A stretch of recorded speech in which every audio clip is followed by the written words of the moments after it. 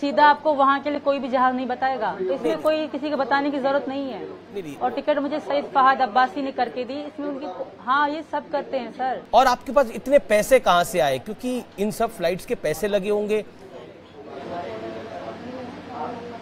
Sir मैं 1000 बार बोल चुकी हूँ, मैंने अपना घर बेचा था। अब तो यूट्यूब में मेरा वो घर भी दिखाया जा रहा है, वाकई मेरा वही घर था, एक कमरे वाला। और दूसरी बात सर, मैं पैसे अपने घर बेच के लाई थी, और दूसरी बात कोई आना ये प्लानिंग नहीं था। और रही बात इंडिया आना सीधा, तो मैंने कोशिश करी थी, ऐसा नहीं मैं इंडिया आने की कोशिश करी नहीं। मेरा सुबह शाम यही सोचती थी, यही यूट्यूब में देखती थी मैं इंडिया कब जाऊंगी, कैसे जाऊंगी, क्या क्या चाहिए होगा, सुबह शाम में यही देखा करती थी। आपके भाई, मुझे शौक नहीं था यहाँ की जेल में रहने का। पर एटीएस से आपकी पूछताछ हुई है, तो वहां पर जो पूछताछ हुई है, लेकिन ऐसा लग रहा है कि वो आपके जवाबों से सेटिस्फाई नहीं है, जो इंडियन एजेंसीज हैं। सर मैंने सच सच बोला है। अब बात की एंड तक पहुंचना उनका काम है, जब एंड तक पहुंचेंगे तभी उनको विश्वास होगा।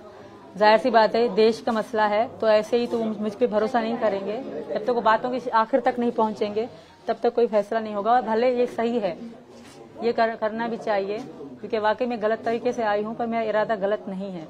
आप कह रहे गलत तरीके से आई हूँ, लेकिन इरादा गलत नहीं है। लेकिन आपके भाई और एक चचा, आपके एक भाई और एक चाचा आर्मी में है पाकिस्तान की। जो मेरे चाचा थे वो मेरे पैदा होने से पहले ही थे, मेरे पैदा होने से पहले ही थे भाई सर। और जो मेरे भाई हैं, जब मेरे सचिन की बात हुई, हमारी मोहब्बत चलती थी सचिन, तब मेरे भाई एक मजदूर थे, बिल्कुल मजदूर थे वो। ये अभी 2022 के बिल्कुल एंड में बेचारे लगे हैं, उनसे मेरा कोई संबंध, कोई वास्ता, कोई ताल्लुक नहीं। मैं शादीशुदा थी, अलग थी। आप कह रही हैं आपका भाई से आपका कोई वास्ता नहीं है। 2022 में वो पाकिस्तान की आर्मी में गए, 2023 में आप भारत आ गई। ये बात इतनी सरल नहीं है, ये कोई फिल्मी कहानी नहीं है, ये रियलिटी है। ये कोई रियलिटी शो नहीं है, ये रियल लाइफ है। मेरे भाई का कोई शुरू से कोई ये नहीं था कि वो फौज में जाएंगे।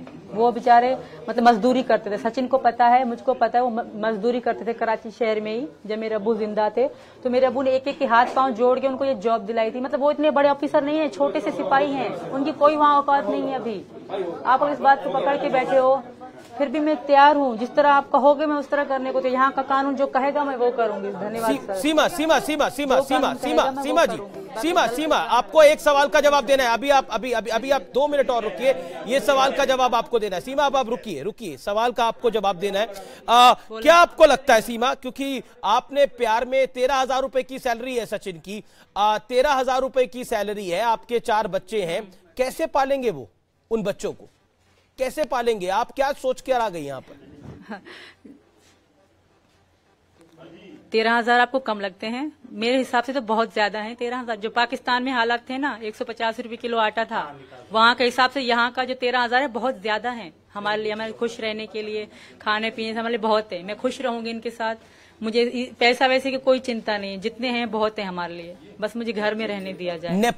नेपाल में आप पाकिस्तान के हिसाब से 13,000 3 गुना आगे। आप नेपाल के एक होटल में गई और आपने